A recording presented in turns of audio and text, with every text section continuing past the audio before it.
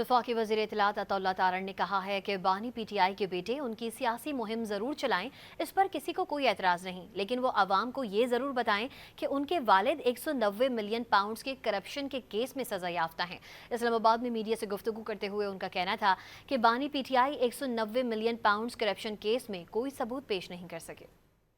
उनका अपना राइट है, वो ज़रूर करें कैंपेन,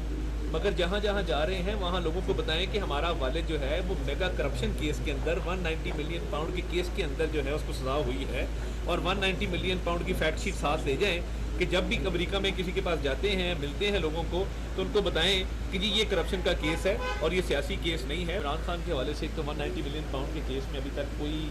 वो ना एविडेंस दे सकें अपने हक में। और देखिए, जब आपको मजहब का सहारा लेना पड़ जाए कि जी हम क्योंकि रियासत मदीना की बात कर रहे थे तो हमें 190 मिलियन पाउंड में सजा होगी, इसका जवाब रिलीजन नहीं है, ना इसका जवाब रियासत मदीना है। 190 मिलियन पाउंड का जवाब ये है कि आप कौम को बताएं कि आपने उस बिजनेस टाइकून के